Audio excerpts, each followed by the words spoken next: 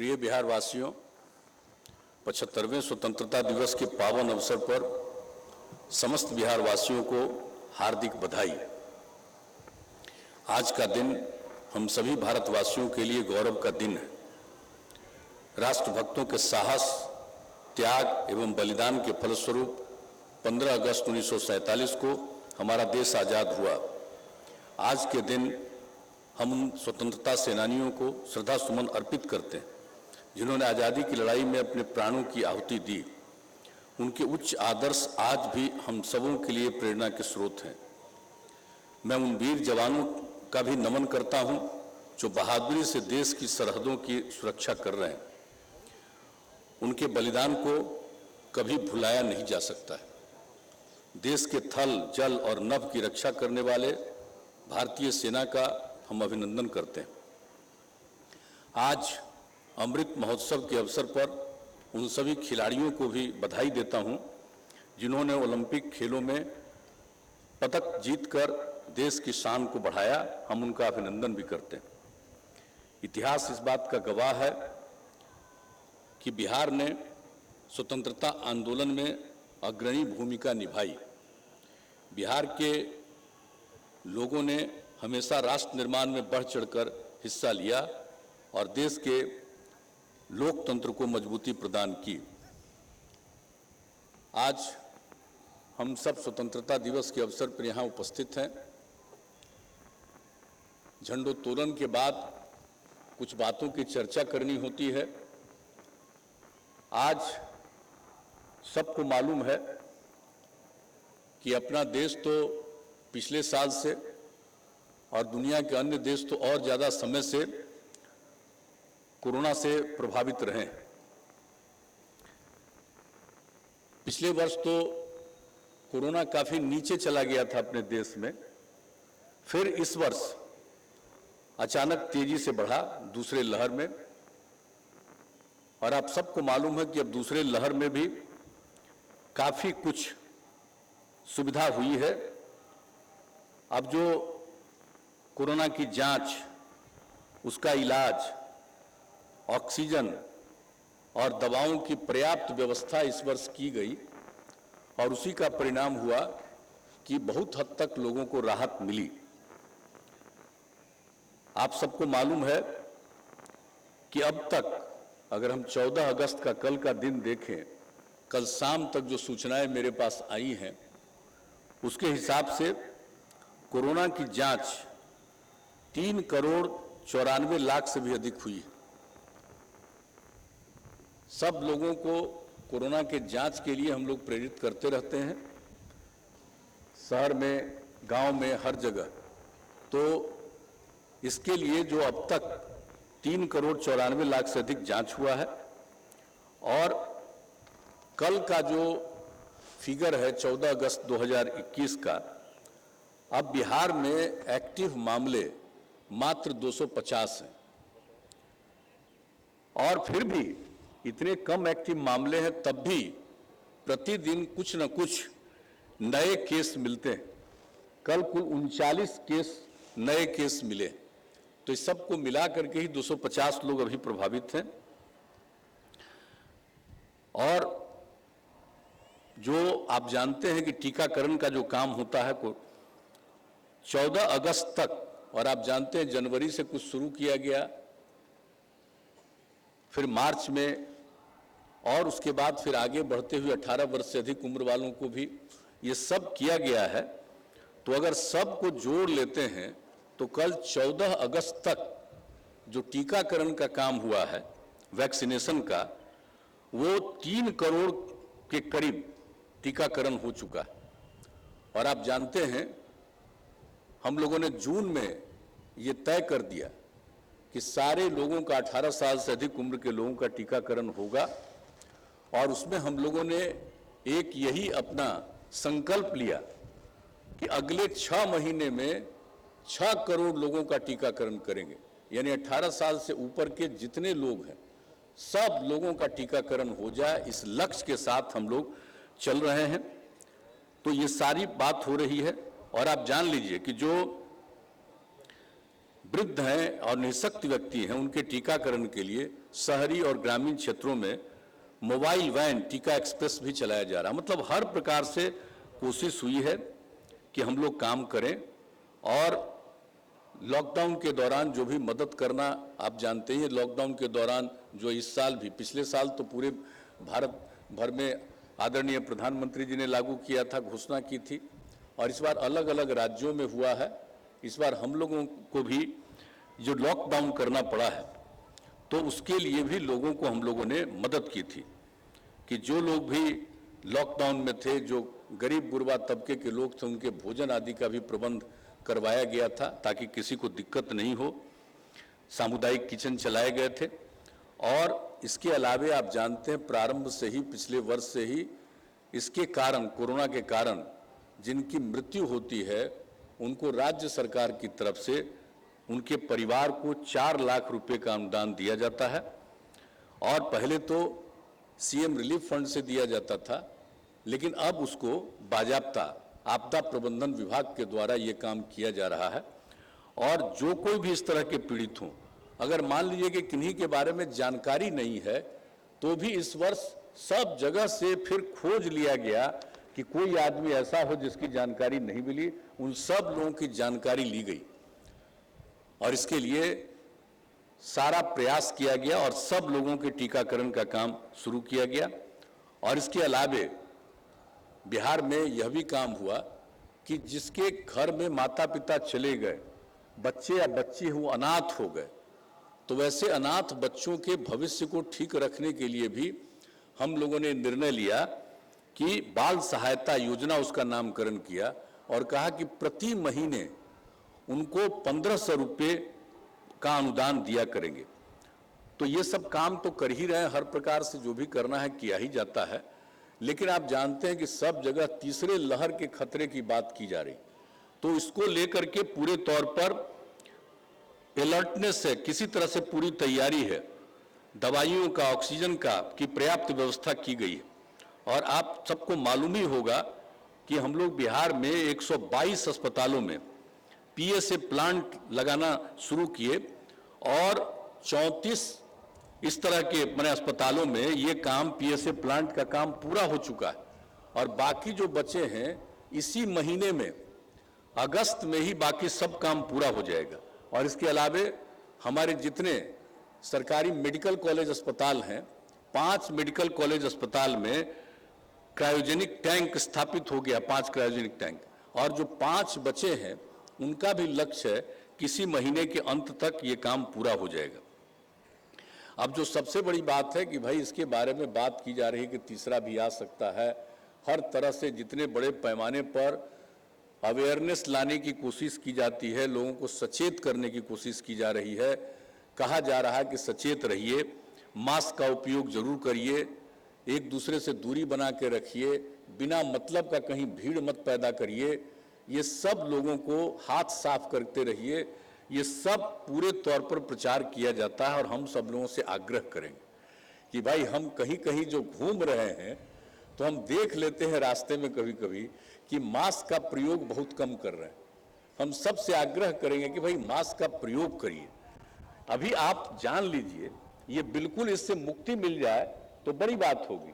जब ये खतरा है कि तीसरा भी हो सकता है और उसके लिए पूरे तौर पर हर प्रकार की तैयारी की जा रही, जिसका आपको हमने बता दिया कि किस तरह से अस्पतालों का हर तरह से इंतजाम किया जा रहा ताकि किसी को कोई दिक्कत नहीं हो, तो भी इसलिए जरूर है कि भाई लोग सतर्क रहें, सचेत रहें। और अभी तो आजकल आप जानते हैं कि आखिरकार बरसात का समय है, भारी वर्षापात हुआ है और इस बार तो जून माह में जितना वर्षापात हुआ है ऐसा कभी होता नहीं था, इतना ज्यादा वर्षापात हुआ, उसका भी असर पड़ा। और उसके बाद इस बार भी तो शुरू ही हो गया है। आम तौर पर जो होता था कि अगस्त में, आप समझिए इसके बाद, और सितंबर में बहुत ज्यादा, लेकिन इस बार तो देख रहे हैं कि शुरू से ही बड़े पैमाने पर हुआ है। और जो जून महीने में जितना वर्षापात हुआ लगभग दुगनी वर्षापात हुई। तो इन सब चीजों को देख करके हर प्रकार से तैयारी की जा रही है। और आप जानते ही हैं कि उत्तर बिहार का भी हुआ, दक्षिण बिहार में भी बाढ़ की स्थिति हुई अब तो गंगा नदी के किनारे भी इसकी स्थिति आ गई है, कई इलाकों में बाढ़ की स्थिति आ गई है।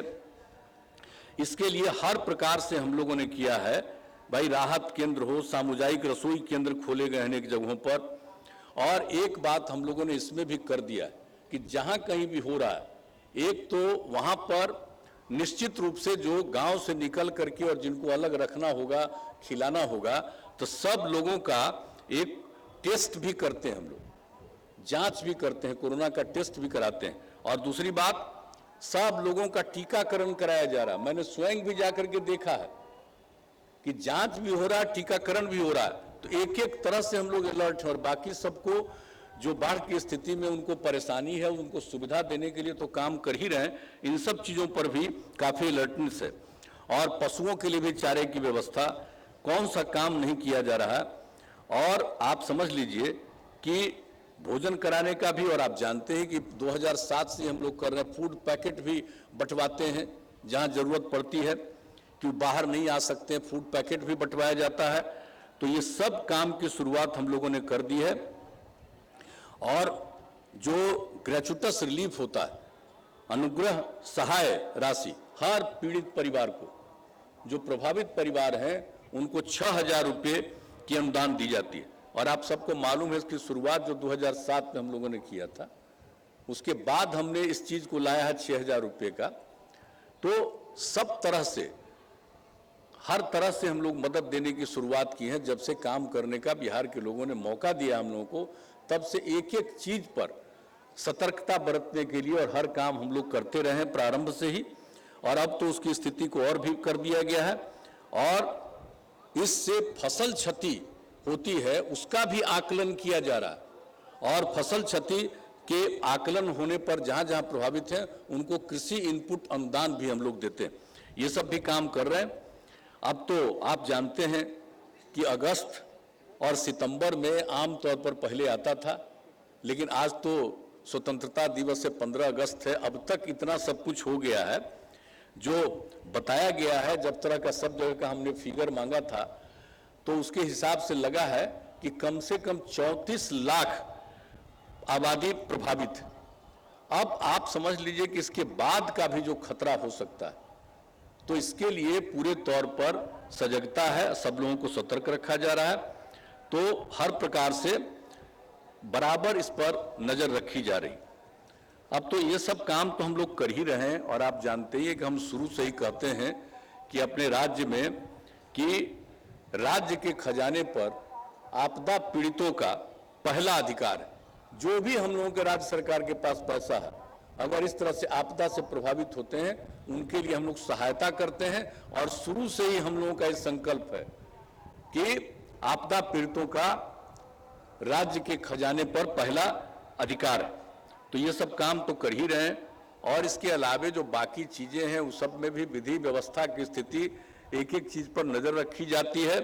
और आप तो जानते हैं कि हर तरह से काम कर रहे हैं। और आप लोगों को पता हो ही गया होगा कि अब थानों में अनुसंधान का काम अलग लोगों को, और कानून और व्यवस्था को संभालने का काम अलग, हर थाने में अलग अलग ये इंतजाम किया जा चुका है। इसके लिए हम लोग बहुत समय पहले से ही इस पर विचार करके काम कराना चाह रहे थे, लेकिन अब वो काम पूरा हो गया, ताकि कहीं भी अनुसंधान का काम, कोई क्राइम हुआ है, घटना घटी है, तो उसको अनुसंधान का काम भी नियमित रूप से होना चाहिए, विलंब नहीं लगना चाहिए। और जहां पर कानून और व्यवस्था की स्थिति है, लॉ एंड ऑर्डर की स्थिति है, उसको संभालने के लिए एक अलग विंग रहेगा। तो ये सब काम हम लोग कर दिए हैं। और आप जानते हैं कि हम लोग इन सब चीज़ों के लिए और सब तरह से क्राइम, करप्शन और कम्युनलिज्म के प्रति एकदम जीरो टॉलरेंस है। और शुरू से ही हम इस बात को कहते रहे, हम लोग एक एक चीज़ पर नज़र रखते हैं, ध्यान रखते हैं। और ये काम तो करते ही विधि व्यवस्था की हालत।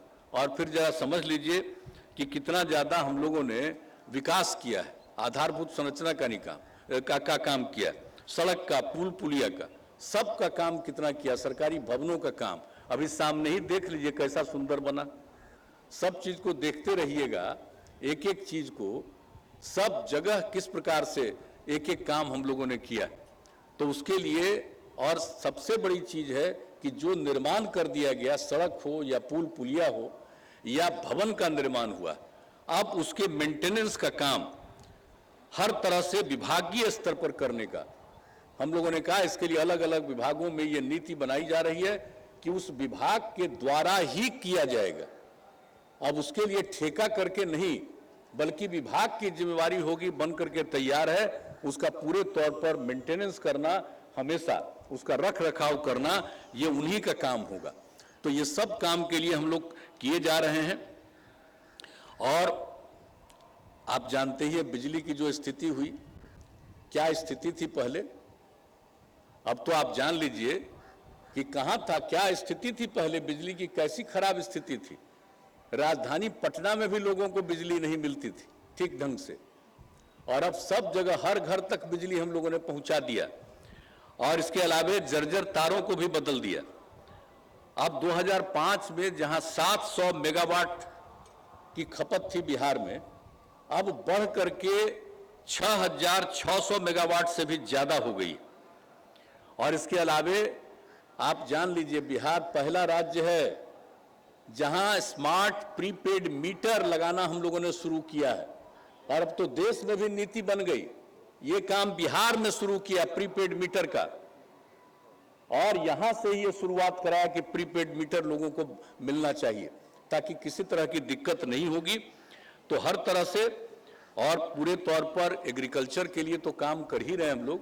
डेडिकेटेड कृषि फीडर का भी कितने बड़े पैमाने पर निर्माण सब करा दिया गया है। हर तरह से कृषि के क्षेत्र में आप जानते ही हैं सबसे ज्यादा आबादी कृषि पर निर्भर है अपने बिहार में, तो उनके लिए सब काम हम लोग करते रहते हैं। चाहे फसल हो, फल हो, सब्जी हो, उसके उत्पादन में, उत्पादकता में कितनी वृद्धि हुई है सबको मालूम है। और आप जान रहे हैं कि इस बार क्या हुआ, विदेश में गया है शाही लीची, दुबई में गया, और आपका भागलपुर का जर्दालू आम, वही हम सबको भेजते रहते हैं, शाही लीची और जर्दालू आम। आज कितना समय पहले से, 2006-07 से हम भेज रहे हैं। कितने बड़े बड़े लोगों को दिल्ली में हर जगह भेजते हैं, हर दूसरे देश के लोग हैं उनको भी भेजते हैं। अपने यहाँ के जितने मंत्री हैं सब लोगों को भेजा करते हैं बिहार का। जरा जान लीजिए कैसा सुंदर आम है और किस तरह से यहाँ पर सब चीज होता है। तो एक एक चीज जो है, तो इस बार खुशी हुई है कि शाही लीची का निर्यात हुआ, दुबई में बहुत गया, और भागलपुर का जर्दालू आम लंदन में पहुंच गया। तो ये सब अब बिहार का भी ये सब चीज अब जा रहा है।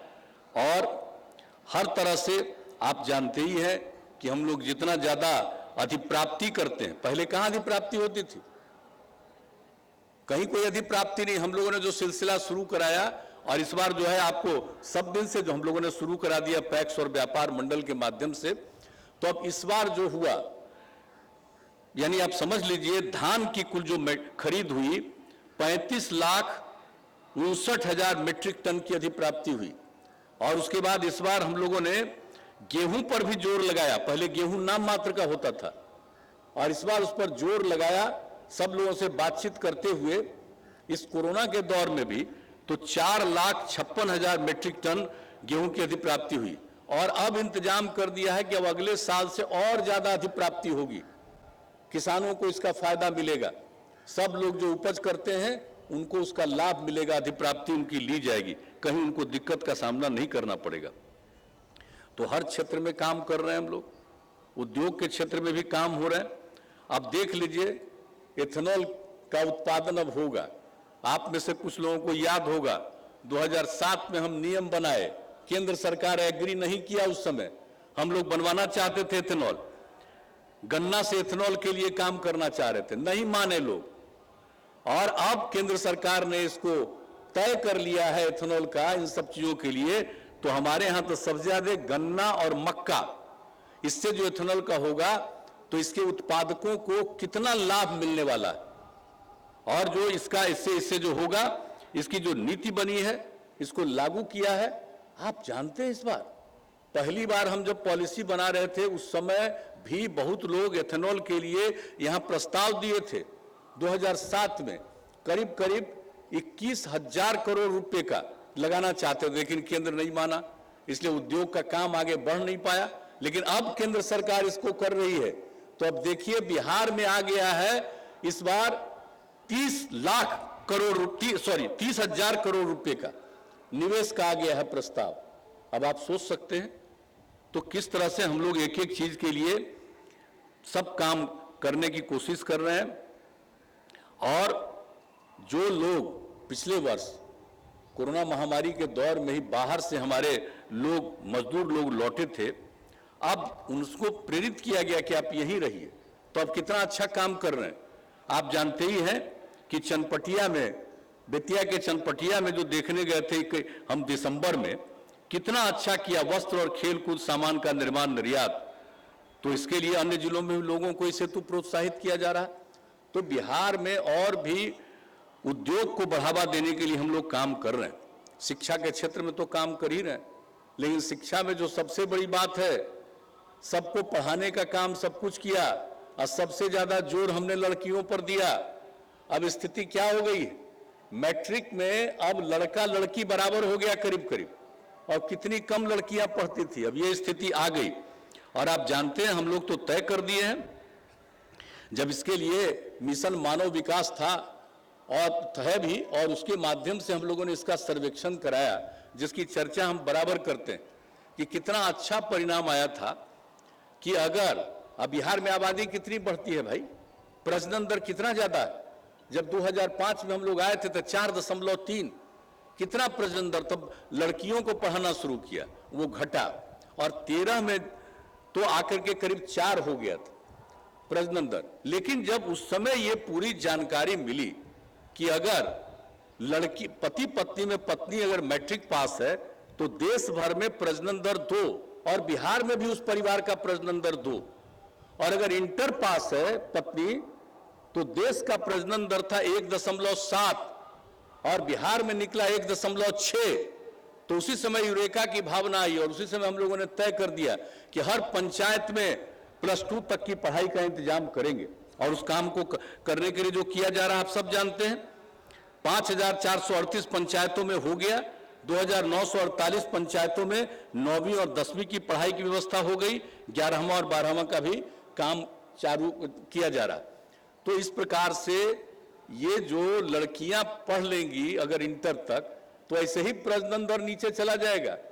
इस तरह से जो आबादी इतनी बढ़ती है बिहार में, प्रजनन दर ज्यादा हुआ अपने आप और नियंत्रित हो जाएगा, बिहार के हित में होगा। इसलिए हम लोग पहले से इस काम के लिए कर रहे हैं। और आप लोगों को ये जान करके खुशी होगी कि जो काम हम लोगों ने शुरू किया 13 के बाद से, अब आकर के प्रजनन दर 3 पर पहुंच गया है। अब आप समझ लीजिए कि यही काम आगे बढ़ेगा तो कुछ सालों में निश्चित रूप से ये प्रजनन दर 2 पर पहुंच जाएगा। तो हम लोग इस काम को कर रहे हैं ताकि सब तरह की सुविधा लोगों को हो।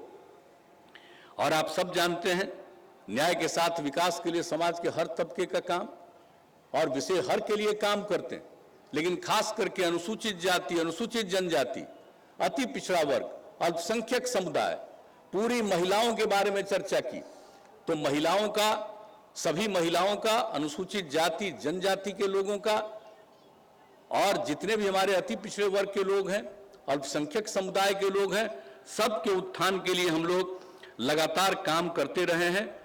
और एक बात तो आप जान ही रहे हैं कि अनुसूचित जाति जनजाति और अति पिछड़ा वर्ग का बीपीएससी और यूपीएससी में अगर वो पहला परीक्षा पास कर गया और अंतिम परीक्षा में उसको जाना है तो उसकी तैयारी के लिए उसको पूरा मदद किया जाता है। इन लोगों को, चाहे अनुसूचित जाति जनजाति और अति पिछड़े वर्ग के लड़के हो या लड़की हो, उनको ये सुविधा दी जाती है। अगर वो बीपीएससी का पास किए हैं पहला चरण और अगला में उनको अंतिम में जाना है तो 50,000 रुपया, और कोई यूपीएससी का पहला पास किया और उसको दूसरे चरण अंतिम चरण में जाना, उसको 1 लाख रुपया का मदद।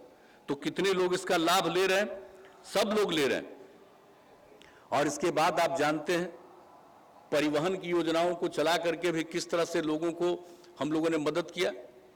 हर जगह, हर पंचायत में अनुसूचित जाति जनजाति के 4, अति पिछड़े वर्ग के 3 लोगों को 1 लाख रुपए तक की मदद, ताकि वो इसको खरीद करें और इसके परिवहन के काम को आगे बढ़ाएं, वाहन की खरीद करें।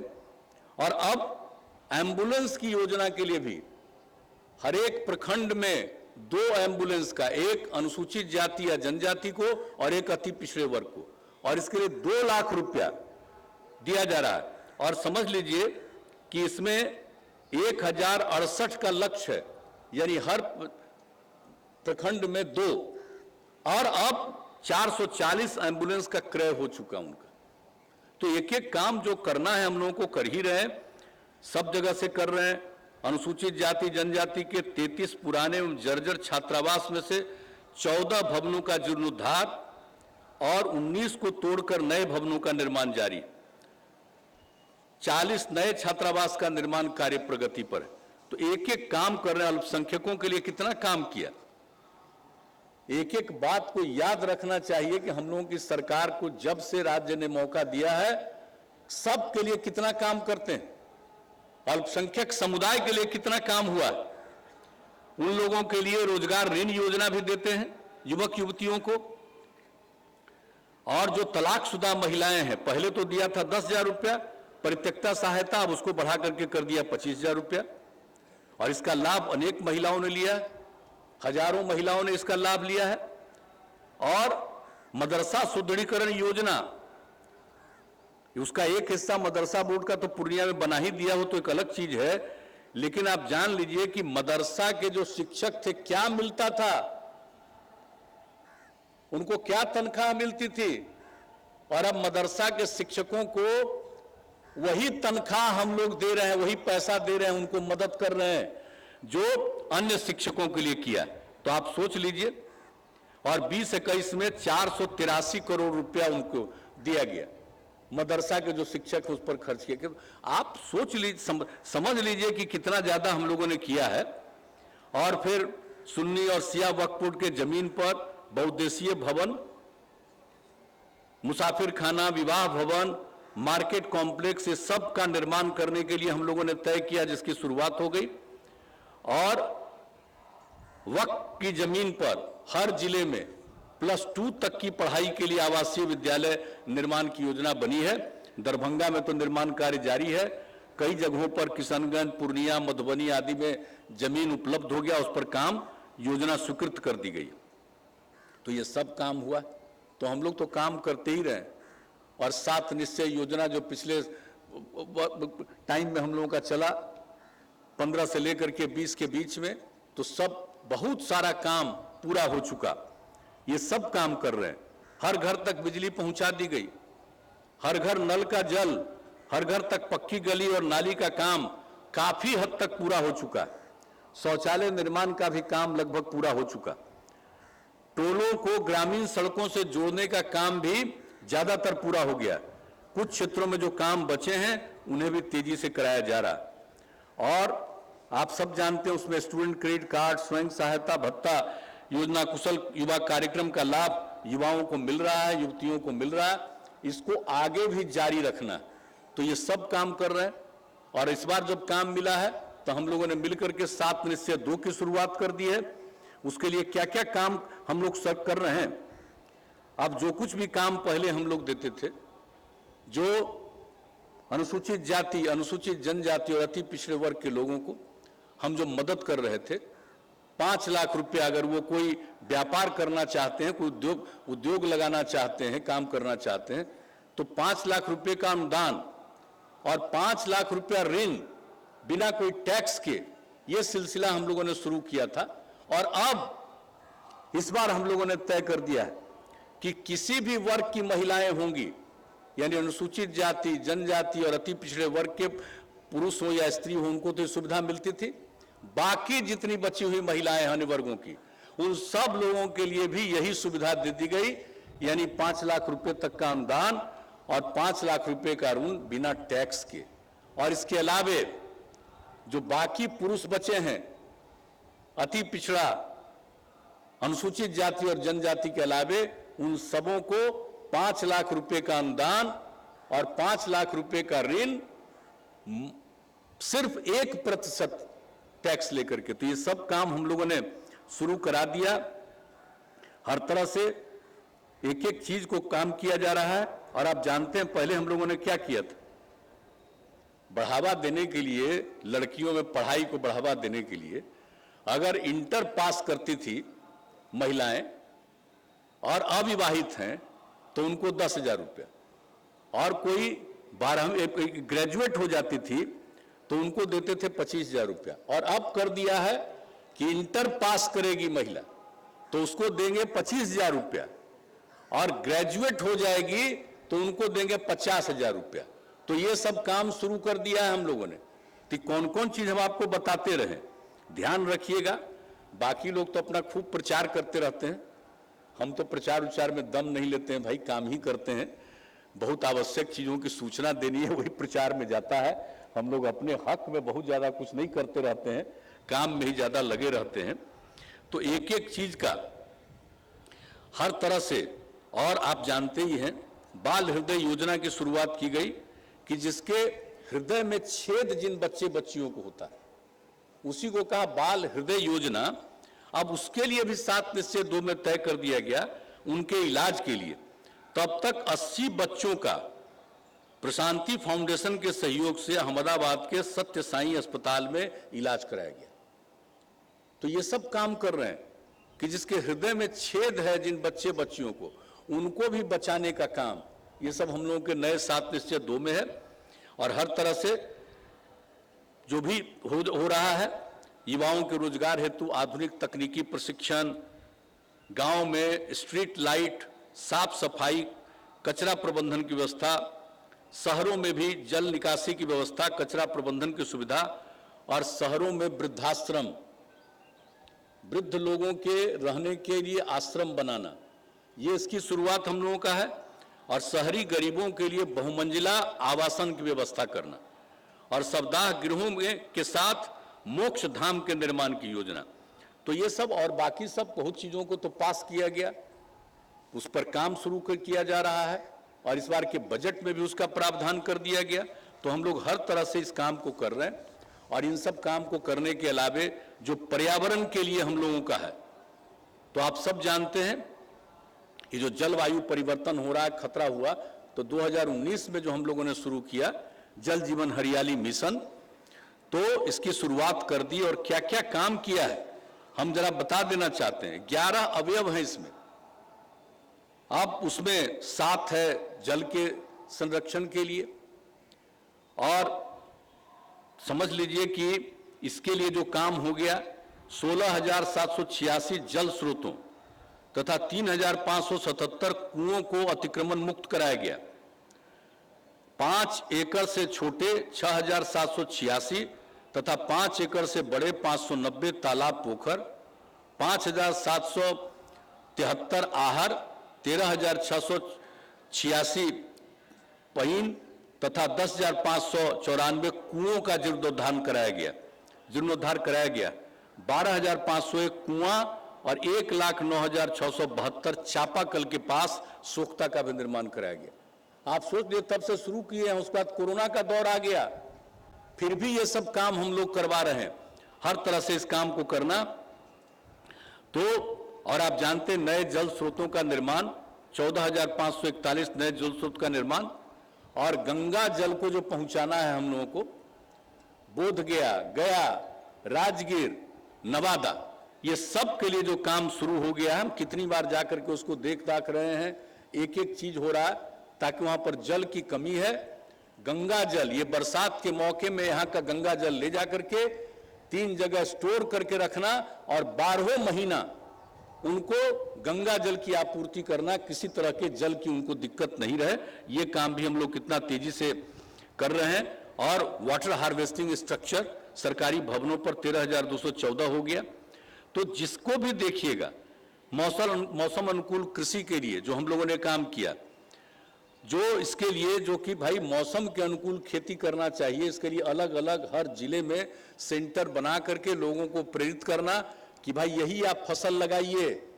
तो उसके लिए 8 जिला से शुरू करके अब पूरा का पूरा 38 जिले में ये व्यवस्था हम लोगों ने कर दिया, इसका संचालन शुरू हो गया। और फसल चक्र तथा फसल अवशेष प्रबंधन पर भी काम जारी। तो एक एक चीज का जो भी काम किया, सौर ऊर्जा पर पूरा का पूरा जोर दिया जा रहा है, ये भी हम लोगों के जल जीवन हरियाली अभियान का अंग है। और हरियाली के लिए तो क्या ये बड़े पैमाने पर पौधारोपण हुआ, ये जब जल जीवन हरियाली अभियान आया 19 में, उसके पहले हम लोगों ने 12 में हरियाली मिशन की शुरुआत की। और ये देख करके बिहार झारखंड अलग हो गया था।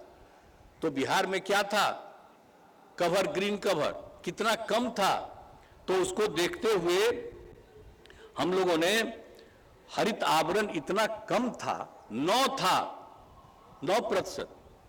तो हम लोगों ने उसी समय शुरू करवाया ये काम हरियाली मिशन में, और लक्ष्य रखा था 24 करोड़ वृक्षारोपण कराएंगे, और वो वृक्षारोपण 22 करोड़ हो गया। उसके बाद जल जीवन हरियाली अभियान के माध्यम से पिछले वर्ष से और ज्यादा वृक्षारोपण का काम शुरू हुआ। पिछले साल लक्ष्य क्या था, 2,51,00,000 वृक्षारोपण, और वो बढ़ करके कितना हुआ, वो बढ़ करके भी 3,95,00,000 पौधारोपण हुआ। और इस वर्ष का है 5 करोड़ का, 5 करोड़ में से 3,15,00,000 का तो वृक्षारोपण हो चुका। अब इसके आगे और काम जारी किया जा रहा है, और हम लोगों का लक्ष्य है कि इसको बढ़ा करके हम जो हरित आवरण है उसको कम से कम 17% तक पहुंचाए। क्योंकि हम लोगों की आबादी बहुत ज्यादा है, जितना दूर तक संभव है उतना दूर तक करना, उसके आगे भी सोच सकते हैं कि इसको और आगे बढ़ावे। तो एक एक काम किया जा रहा है। तो हर जगह से आप सबको मालूम है कि पूरे तौर पर, और यहीं पर तो सब हुआ ही था, जो हम लोगों का काम हुआ था पिछले वर्ष जनवरी में, कितनी बड़ी संख्या में मानव श्रृंखला में लोग शामिल हुए थे, 5,16,00,000 लोग। तो हर तरह से इसके बात हुई। और 24 सितंबर 2020 को संयुक्त राष्ट्र के उच्च स्तरीय जलवायु परिवर्तन राउंड टेबल कॉन्फ्रेंस में भी हमको कहा गया था, और हम लोगों ने भी अपनी बात वहां पर रखी थी। तो आप समझ लीजिए, बिहार में कोई काम होता है तो बाकी जगह पर तो खबर चली जाती है।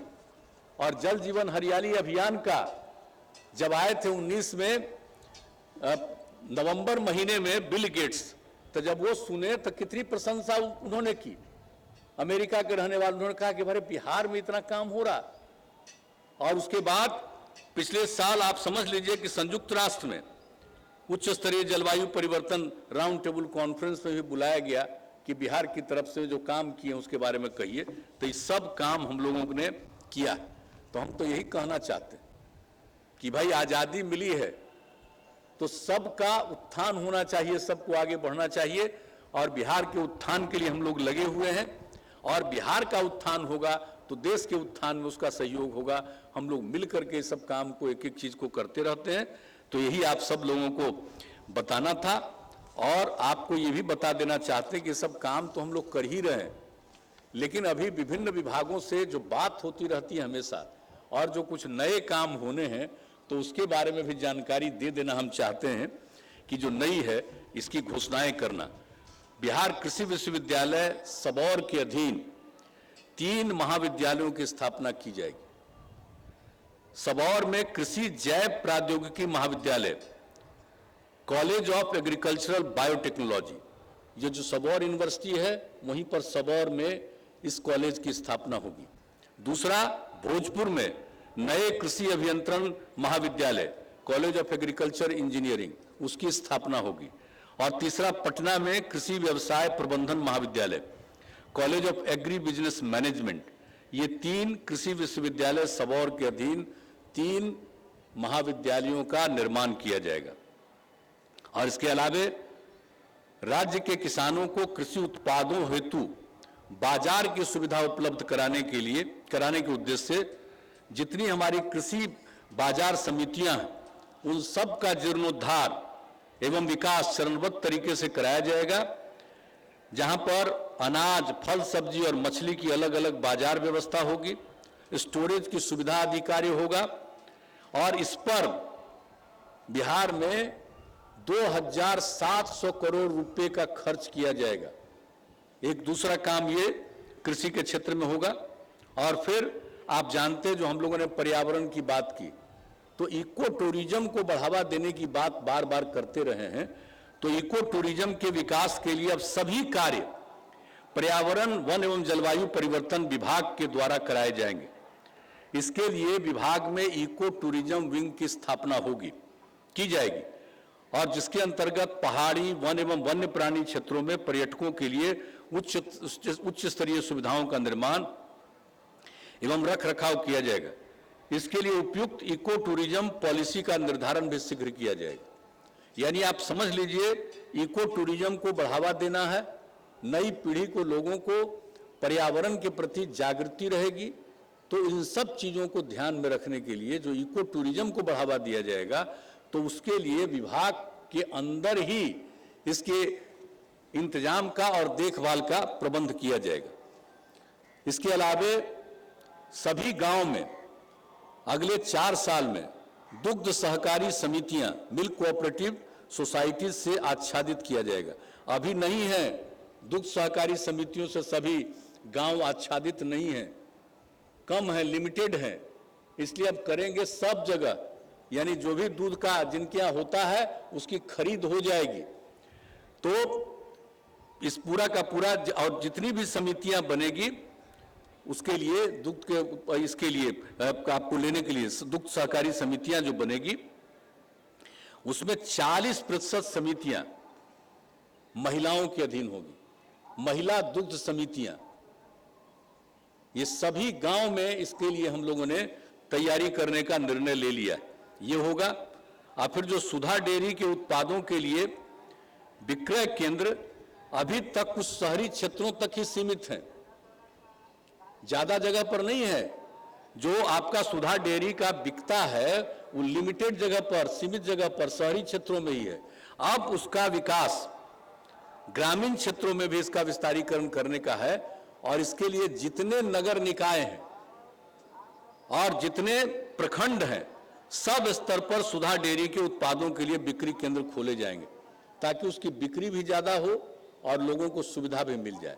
यानी जो उत्पादन जिनके घर पर होता है उनका बिक जाए और दूसरे लोगों को दूध लेना है उसको बढ़िया दूध मिल जाए, खरीदने की सुविधा हो जाए, ये काम किया जाएगा। और इसके अलावे सिविल सेवा प्रोत्साहन योजना के अंतर्गत, जिसका हमने जिक्र किया, अनुसूचित जाति, अनुसूचित जनजाति और अति पिछड़े वर्ग के लड़के लड़कियों को जो हम लोग बीपीएससी में, यूपीएससी में जो मदद करते हैं अंतिम परीक्षा के लिए 50,000 रुपया और 1 लाख रुपया, तो उसको ध्यान में रखते हुए अब इस योजना के तर्क, इस योजना में अब सभी महिलाओं के लिए ये इंतजाम, यानी अति पिछड़ा, अनुसूचित जाति और जनजाति की महिलाओं को तो है सुविधा, पुरुष हो या स्त्री, लेकिन अब बाकी जितनी महिलाएं हैं उन सबों के लिए भी ये सुविधा हम लोग शुरू करने जा रहे हैं। 50,000 रुपया बीपीएससी की अंतिम परीक्षा के लिए और 1 लाख रुपया यूपीएससी की अंतिम परीक्षा के लिए, यानी सभी वर्ग की युवतियों के लिए ये सिविल सेवा प्रोत्साहन योजना की शुरुआत की जाएगी। और इसके बाद आप जानते हैं पोस्ट मैट्रिक छात्रवृत्ति हेतु अनुसूचित जाति, अनुसूचित जनजाति एवं अन्य पिछड़े वर्ग के लिए केंद्र सरकार ने 2.5 लाख रुपया निर्धारित कर दिया। अब सबके लिए 2.5 लाख हो गया, अनुसूचित जाति, अनुसूचित जनजाति और अन्य पिछड़े वर्गों के लिए।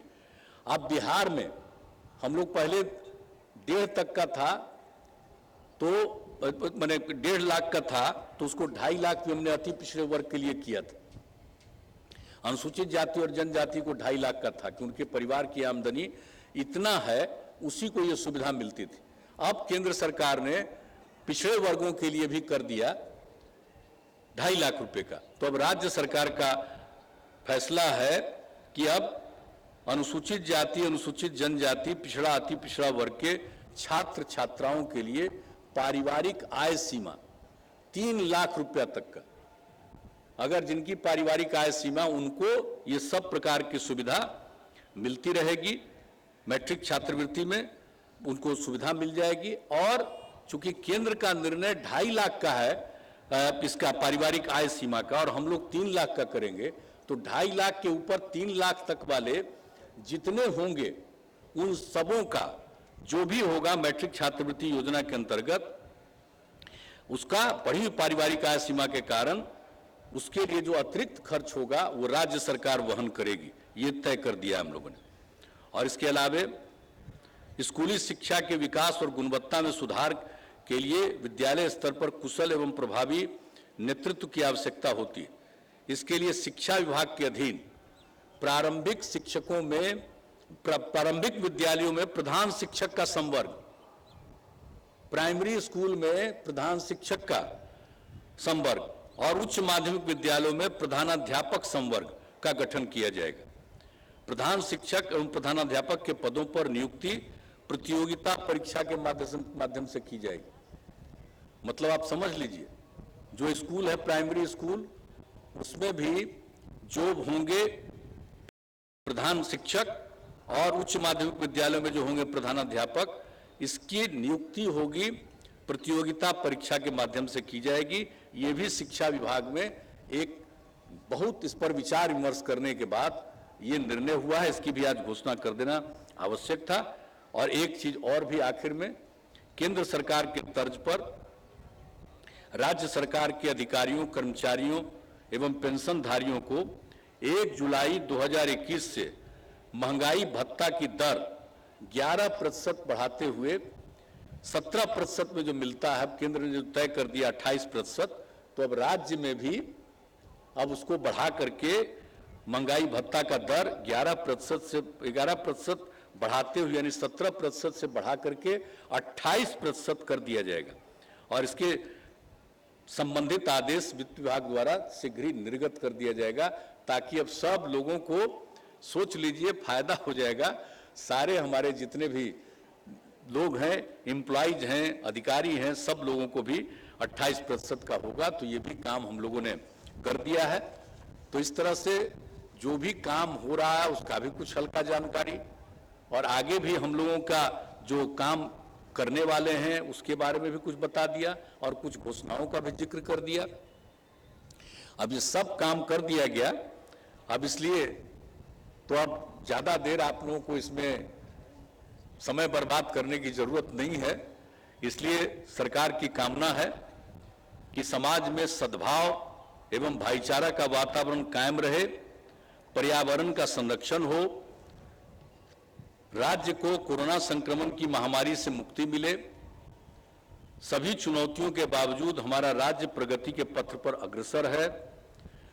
हमारा अतीत गौरवशाली और विरासत समृद्ध है। हम उसी ऊंचाई को फिर से प्राप्त करना चाहते हैं। आइए स्वतंत्रता दिवस के शुभ अवसर पर हम सब यह संकल्प लें कि बिहार को राष्ट्र के मानचित्र पर एक खुशहाल राज्य के रूप में स्थापित करने के लिए अपना सहयोग प्रदान करेंगे। इस अवसर पर एक बार पुनः सभी बिहार वासियों को शुभकामनाएं देता हूं। जय हिंद, जय हिंद, जय हिंद। आज के समारोह के मुख्य अतिथि